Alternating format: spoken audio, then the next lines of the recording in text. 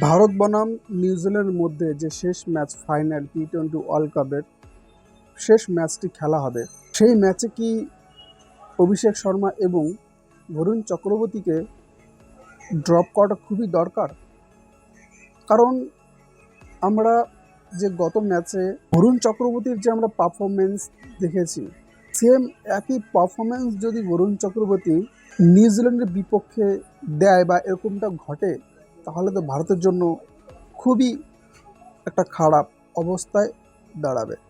কারণ বরুণ চক্রবর্তী থেকে কুলদীপ যাদব ভালো বলার, আর কুলদীপ যাদবের অনেক এক্সপিরিয়েন্সও বেশি। এবং অভিষেক শর্মার এই যে টি-20 ওয়ার্ল্ড কাপ 2026-এর যতগুলো ইনিংস, যতগুলো ম্যাচ খেলেছে, তার মধ্যে জিম্বাবুয়ের ম্যাচটি বাদ দিলে বাকি ম্যাচগুলোতে অভিষেক শর্মার পারফরমেন্স খুবই খারাপ হয়েছে। জিম্বাবুয়ের এগেনস্টে অভিষেক শর্মা 50 করেছিল, বাকি সবগুলো ম্যাচেই অভিষেক শর্মা ফ্লপ। সেক্ষেত্রে কি ভারতের হেড কোচ গৌতম গম্ভীর এবং সূর্যকুমার যাদব অভিষেকের উপর কি এখনও নির্ভরশীল যে অভিষেক শর্মা ফাইনালে ভালো কিছু করবে? আপনাদের কি মনে হয়, অভিষেক শর্মাকে ড্রপ করে রিঙ্কু সিং অথবা ওয়াশিংটন সুন্দরকে আনা উচিত এবং বরুণ চক্রবর্তীকে ড্রপ করে কুলদীপ যাদবকে আনা উচিত? আপনাদের কি মনে হয়? তারপর কোচ গৌতম গম্ভীর, ক্যাপ্টেন সূর্যকুমার যাদব, এনারা তো ভাবনা চিন্তা করেছেন যে কাকে ড্রপ করবে, কাকে করবে না, নাকি গৌতম গম্ভীর এবং সূর্যকুমার যাদব এটাই ভাবছে যে আমরা যে টিম নিয়ে খেলে আসছি এবং আমরা জয়লাভ করেছি ওয়েস্ট ইন্ডিজের বিপক্ষে, ইংল্যান্ডের বিপক্ষে, আমরা সেম একই টিম নিয়ে নিউজিল্যান্ডের বিপক্ষে খেলব।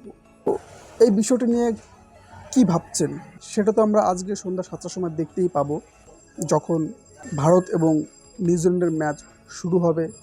টিম প্লেয়ার ঘোষণা করবে। আমি আমার ব্যক্তিগতভাবে যদি ওপিনিয়ন আমি দেই, তবে আমি বলবো যে অভিষেক শর্মাকে ড্রপ না করাটাই ভালো।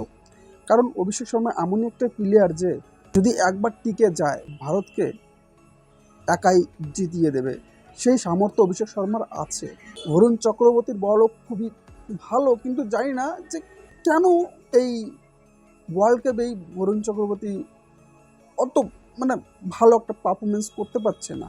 বিশেষ করে গত ম্যাচের যে মার বরুণ চক্রবর্তী পড়েছে, সে মার দেখে মোটামুটি বরুণ চক্রবর্তীর উপর আর কি একটু কনফিডেন্স লো, অতটা কনফিডেন্স পাচ্ছি না। তো এখন মনে হচ্ছে যে বরুণ চক্রবর্তীর জায়গায় কুলদীপ যাদবকে আনলে বোধহয় আরও ভালো হয়।